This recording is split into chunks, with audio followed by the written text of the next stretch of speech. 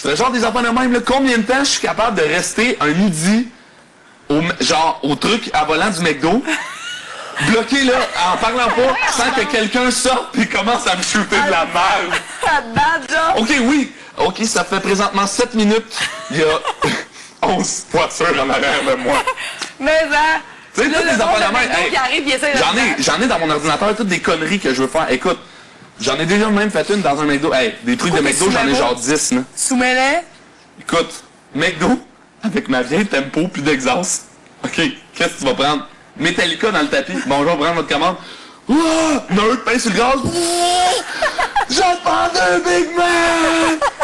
Hey, rire, là, pour mourir. Hey, la fille, elle nous fait répéter à peu près 6 fois. Puis après, elle dit, genre, le gérant sort pour venir nous voir. Je peux aller vous là.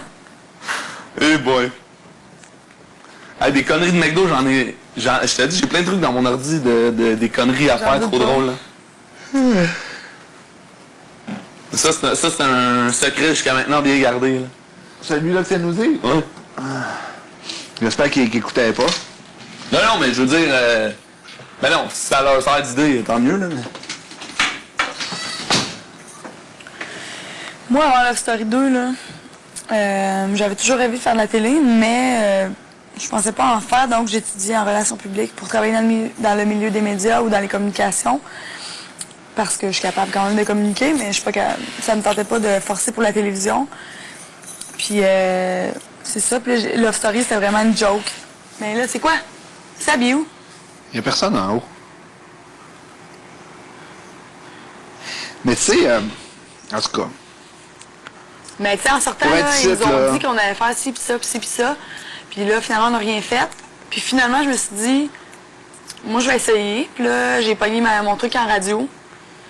Puis ça a super bien été. J'ai fait 2 ans de radio. Puis j'étais à l'école, j'ai fait mes cours en radio-télé. Puis je me suis rendu compte que peut-être que c'est pas pour moi. J'aimais mieux la radio derrière la caméra. J'aime pas ça être devant, puis d'être stressée avec l'image, puis tout, puis c'était pas pour moi. Puis, mais je serais capable de le faire, mais je pense que d'être derrière, ça me dérangerait pas. Puis finalement, une job en relations publiques comme ma première branche que j'avais choisie, je pense que ce serait la bonne chose. J'aimerais ça plus représenter une compagnie. C'est juste que là, j'ai commencé à écrire, ça fait 2 ans, puis je suis bien là-dedans. Fait qu'en sortant d'ici, je pense que je vais recommencer à écrire. Mais je vais penser à la possibilité de retourner à l'école ou de me trouver quelque chose en relations publiques. Parce que je veux quelque chose de stable pour avoir un couple, puis des enfants, puis une famille. J'ai 27 ans. Il me reste 1 an à mon bac, puis je sais même pas si je retourne à l'école.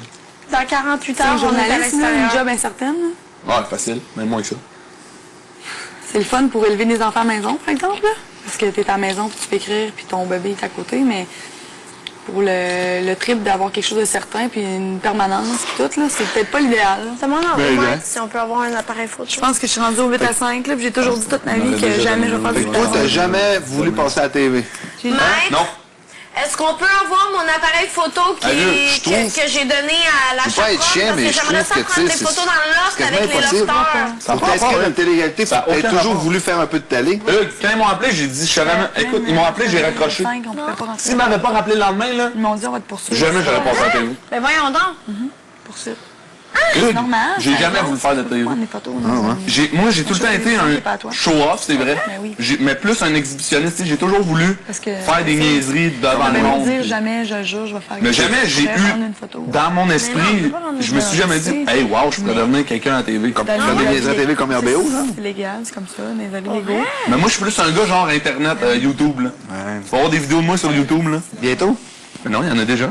T'es sérieux? Écoute, il doit faire moins 25 à Bois-des-Filions. Quoi? Hein? J'écris quoi? David Tremblay? Non, écrit Yeti in Summer. Ta gueule. Ah ouais, continue. Yeti in Summer, puis Cowboy in Winter. Cowboy in Winter, je suis habillé en cowboy en chess, jeans, puis des bas de cowboy avec un chapeau. Puis je marche, je vais dans tous les commerces ou presque de Bois-des-Filions. Mes chums, ils filment, là. Le monde, là, il capote. Tu sais, c'est rien, là, tu vas me dire, là, un gars... Mais en plein hiver, quand il y a une grosse tempête, là... Puis Yeti in Summer, c'est quoi? Yeti in Summer, c'est moi, déguisé en genre de Chewbacca, qui rentre en plein été, dans un champ blé d'Inde. Puis je fais peur au monde qui sont genre sur la piste cyclable. Ben oui, on dort. Ouais.